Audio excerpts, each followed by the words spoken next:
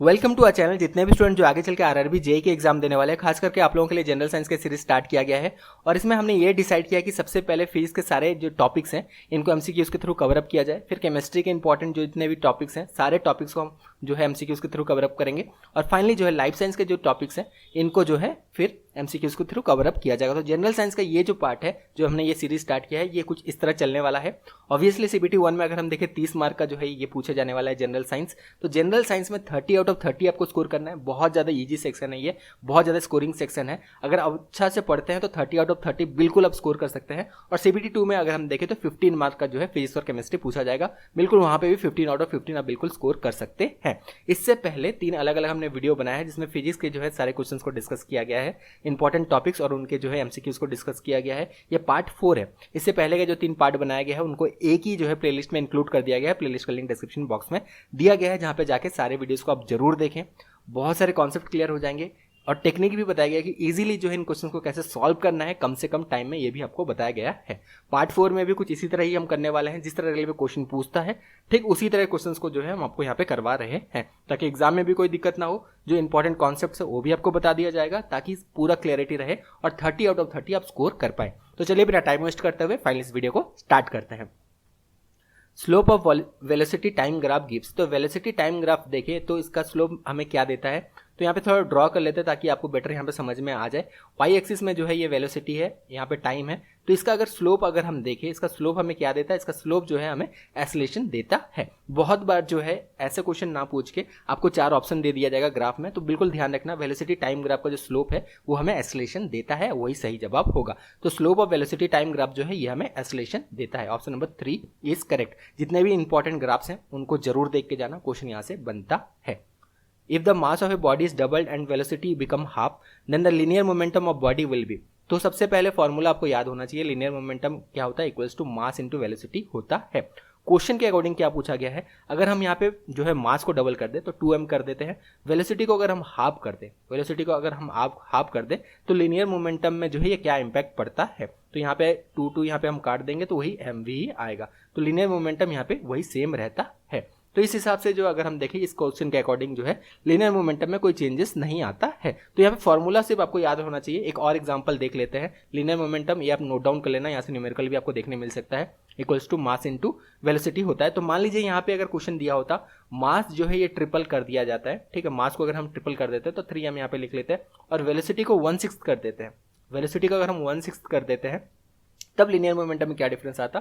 तो इस हिसाब से जो है आप वैल्यू यहाँ पे पुट अप करके बिल्कुल देख सकते हैं। तो मास इंटू वेलोसिटी बाय 2 ये होता, तो लिनियर मोमेंटम जो है यहाँ पे हाफ हो जाता, ठीक है। तो इसी हिसाब से फॉर्मूला जो है उस हिसाब से आपको पुट करना है और बिल्कुल आपको आंसर मिल जाएगा। तो इस क्वेश्चन के अकॉर्डिंग जो है यहाँ पे लिनियर मोमेंटम में कोई चेंज नहीं आ रहा है और जिस तरह भी क्वेश्चन पूछा जाए उसी हिसाब से आपको यहाँ पे सेटअप कर लेना है। आगे बढ़ते हैं। An athlete does not come to rest immediately after crossing the winning line due to. तो ये जो है इनर्शिया मोशन की वजह से होता है। सबसे पहले जान लेते हैं इनर्शिया क्या होता है। सारी चीज जो है जब क्लियर रहेगा तो बहुत अच्छे से आप एग्जाम में परफॉर्म कर पाएंगे। Tendency to resist change in the state of motion is called inertia, ठीक है। तो एक एथलीट जब मान लीजिए 100 मीटर रेस और दौड़ रहा है तो वो सडनली जो है 100 मीटर लाइन क्रॉस करने के बाद स्टॉप नहीं करता है, थोड़ा दूर जो है कंटिन्यू करता है, फिर जो है स्टॉप करता है। तो ये इनर्शिया मोशन की वजह से होता है। और एक एग्जाम्पल यहाँ पे देख लेते हैं, इनर्शिया ऑफ रेस्ट का भी देख लेते हैं क्योंकि यहाँ से भी क्वेश्चन बनते हैं। तो मान लीजिए जाड़े के दिन में जो है छत में कंबल वगैरह सुखाया जाता है, तो इसमें जो है एक डंडा से जो है हम यहाँ पे कंबल वगैरह को ये थोड़ा सा डस्टिंग करते हैं। तो डस्टिंग जो है ये कंबल से डस्ट कैसे सेपरेट हो जाता है, क्योंकि डस्ट जो है ये कंबल में जो जमा हुआ होता है ये रेस्ट में होता है। तो जैसे ही हम हिट करते हैं, डस्टिंग करते हैं, तो यहाँ से जो है डस्ट अलग हो जाता है। तो इनर्शिया ऑफ रेस्ट का जो है एक एग्जाम्पल है। अब उम्मीद है आपको समझ में आ गया होगा। आगे बढ़ते हैं। The value of acceleration due to gravity. तो एक्सेलरेशन ड्यू टू ग्रेविटी जो है ये एक चीज याद रखना, ये लीस्ट होता है इक्वेटर में और सबसे ज्यादा ये देखने मिलता है पोल्स में। क्यों? क्योंकि अगर स्मॉल जी का एक्सेलरेशन ड्यू टू ग्रेविटी जो स्मॉल जी होता है ये होता है gravitational constant into mass by r², ठीक है। तो इक्वेटर में जो है रेडियस सबसे ज्यादा होगा। तो यहाँ पे जो है हमें क्या देखने मिलेगा, एक्सेलरेशन ड्यू टू ग्रेविटी जो है ये कम देखने मिलेगा। लेकिन पोल्स में अगर हम जाएं, अगर अर्थ के पोल्स में जाएं यहाँ पे, तो यहाँ पे हमें जो है रेडियस कम मिलेगा और यहाँ पे एक्सेलरेशन ड्यू टू ग्रेविटी जो है ये ज्यादा होगा। तो इसका सही आंसर होगा ये होगा option number 3 is least on the equator. और इसके बाद अगर और देखा जाए तो ये पोल्स में ज़्यादा होते हैं। तो ऑप्शन को उसी हिसाब से आपको पढ़ना है। ऑब्वियसली आपको समझ में आ गया होगा, फॉर्मूला ज़्यादातर इंपॉर्टेंट होते हैं फिजिक्स में, इसी हिसाब से आप समझ सकते हैं चीज़ों को, इस तरह के कंडीशन वाले क्वेश्चन को आप इजीली सॉल्व कर सकते हैं। Law of gravitation gives the gravitation force between, ये क्वेश्चन ऑलरेडी रेलवे के एग्जाम में पूछा गया है। इसका सही जवाब है any two bodies having some masses. तो लॉ ऑफ ग्रेविटेशन जो है it gives gravitational force between any two body having some masses. When a body falls freely towards the earth then its total energy, तो यहाँ पे देखिए total energy पूछा गया है।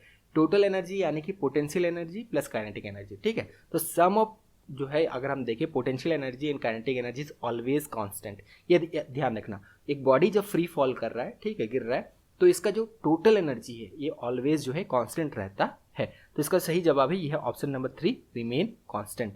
Option number 3 is correct.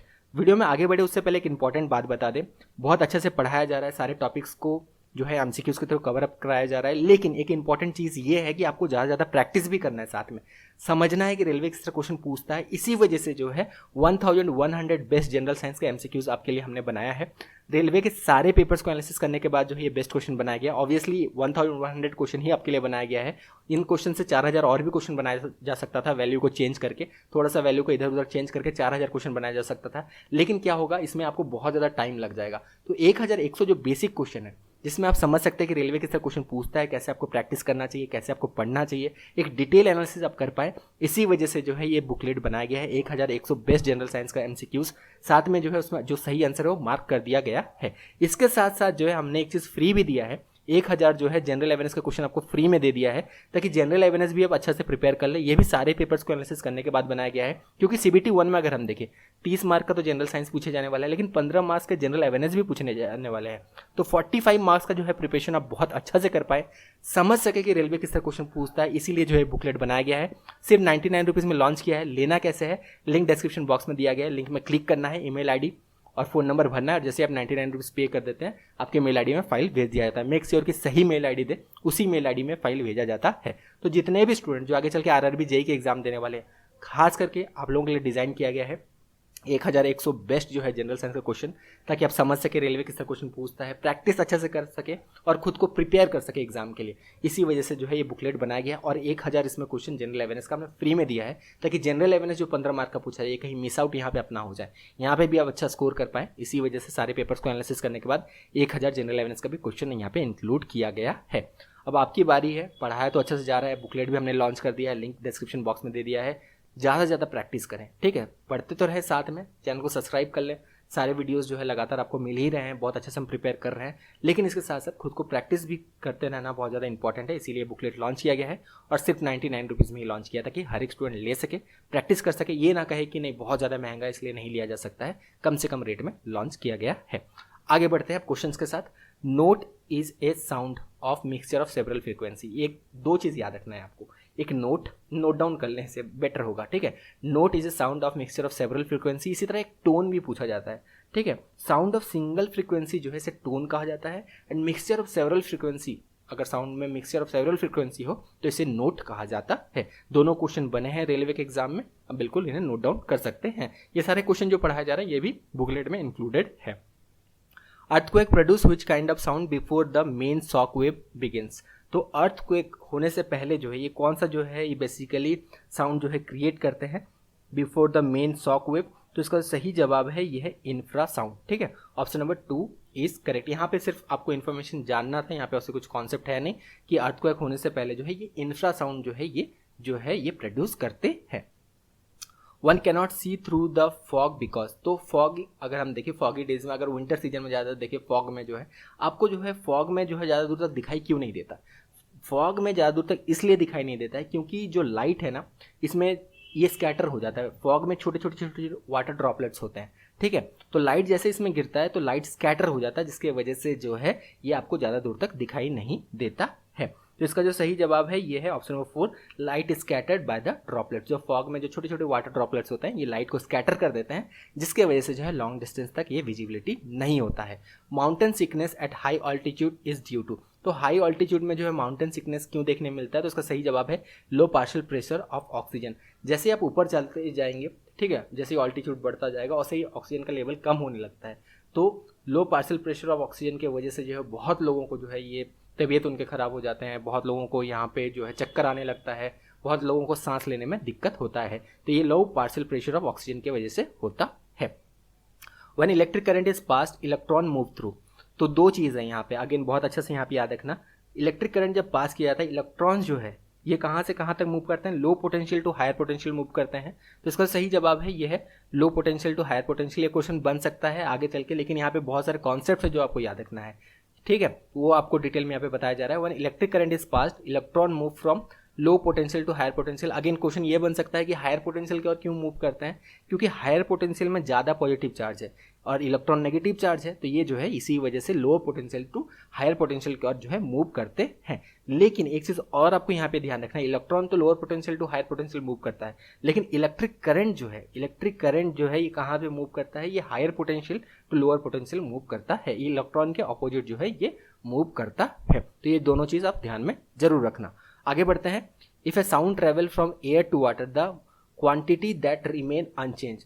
तो देखिए साउंड अगर एयर टू वाटर ट्रैवल कर रहा है तो उसका इंटेंसिटी में चेंज आ सकता है, उसके स्पीड में चेंज आ सकता है, लेकिन फ्रीक्वेंसी एक ऐसा जो है क्वांटिटी है जो अनचेंज रहता है। फ्रीक्वेंसी किस पे डिपेंड करता है, जो साउंड प्रोड्यूसिंग ऑब्जेक्ट है उस पर डिपेंड करता है। मान लीजिए एक जनरेटर चल रहा है, तो जनरेटर जो चल रहा है वो साउंड प्रोड्यूसिंग जो है ऑब्जेक्ट है, तो वो जो फ्रीक्वेंसी वहाँ से दे रहा है ना, वो फ्रीक्वेंसी जो है अनचेंज रहता है, चाहे वो कोई भी मीडियम में ट्रैवल करे, ठीक है। भले ही उसका स्पीड कम हो सकता है, इंटेंसिटी कम हो सकता है साउंड का, लेकिन फ्रीक्वेंसी सेम रहता है।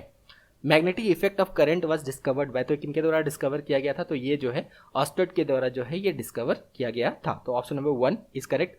ये क्वेश्चन भी ऑलरेडी बन चुका है एग्जाम में। Inside the magnet the field line moves. तो देखिए यहाँ पे बहुत सारे स्टूडेंट गलत करते हैं, इसका सही जवाब है ये option number 2 from south to north. सभी को पता है, एक बार मैग्नेट यहाँ पे बना लेते हैं कि जो यहाँ पे मैग्नेटिक फील्ड लाइंस होते हैं ये कहाँ से कहाँ तक मूव करते हैं, ये नॉर्थ से साउथ पोल मूव करते हैं, ठीक है। मान लीजिए नॉर्थ पोल है, ये साउथ पोल है, ठीक है। तो नॉर्थ से साउथ मूव करते हैं, अगर हम देखें नॉर्थ से साउथ जो है ये मूव करते हैं। लेकिन यहाँ पे क्वेश्चन क्या बना है, यहाँ पे ज़्यादा स्टूडेंट यही टिक करके आते हैं कि नॉर्थ टू साउथ, लेकिन ये गलत है। यहाँ पे पूछा कि इनसाइड द मैग्नेट, तो inside the magnet south to north होगा, ठीक है, समझ में आ गया होगा आप। Inside the magnet the field line moves from south to north. Water stored in earthen pot become cool in summer because.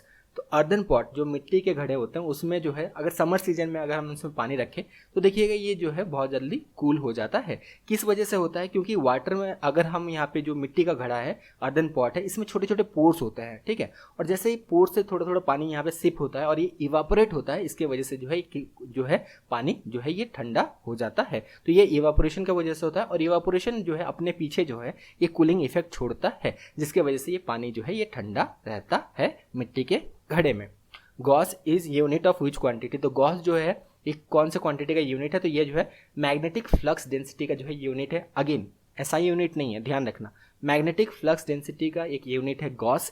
इसका एसआई यूनिट जो है मैग्नेटिक फ्लक्स डेंसिटी का एसआई यूनिट जो होता है ये टेस्ला होता है। और मैग्नेटिक फ्लक्स पूछा जाए इसका एसआई यूनिट जो है ये वेबर होता है।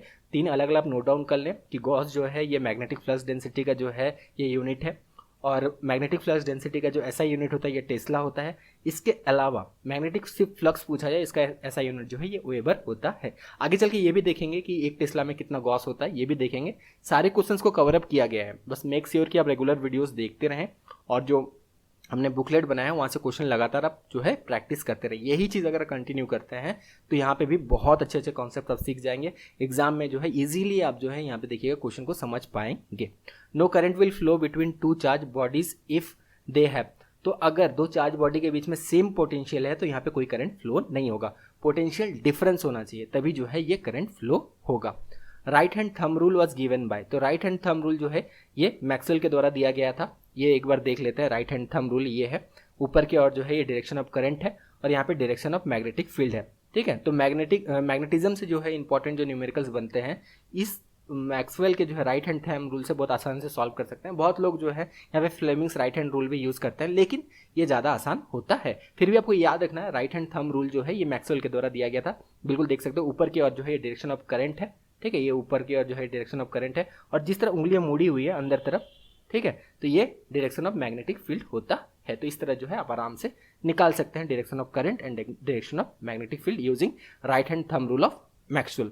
आगे बढ़ते हैं। The magnetic field is strongest at, तो मैग्नेटिक फील्ड जो है सबसे स्ट्रॉन्गेस्ट कहाँ पे होता है, तो मैग्नेटिक फील्ड अगर हम देखें बोथ द पोल्स, जो साउथ पोल है नॉर्थ पोल है, अभी हमने दिखाया था बार मैग्नेट बना के आपको, तो पोल्स के जो है करीब जो है यहाँ पे मैग्नेटिक फील्ड लाइंस जो है ये बहुत ज़्यादा स्ट्रांग होता है। क्यों? क्योंकि यहाँ पे मैग्नेटिक फील्ड लाइन जो है एक दूसरे के बहुत ज़्यादा क्लोज होते हैं। तो इसका सही जवाब है option number 4, both poles. Muscular force is also called dash force, तो मस्कुलर फोर्स जो है इसे हम कॉन्टैक्ट फोर्स कहते हैं। अगेन कॉन्टैक्ट फोर्स क्यों कहते हैं? Because muscles are direct contact with the object on which the force is applied while applying force, तो मस्कुलर फोर्स जो होता है ये कॉन्टैक्ट फोर्स होता है। तो यहाँ भी बहुत सारे इंटरेस्टिंग क्वेश्चंस को हमने डिस्कस किया, ये पार्ट 4 था। पार्ट 5 में भी जो है इंपॉर्टेंट फिजिक्स के एमसीक्यूज को ही डिस्कस करेंगे। धीरे धीरे सारे टॉपिक्स को कवर अप किया जाएगा, लेकिन मेक श्योर कि आप चैनल को जरूर सब्सक्राइब कर लें और लगातार हमारे वीडियोस को देखते रहें। इंपॉर्टेंट सारे क्वेश्चंस को हम टॉपिक वाइज कवर अप करने वाले हैं। Thank you, all the best.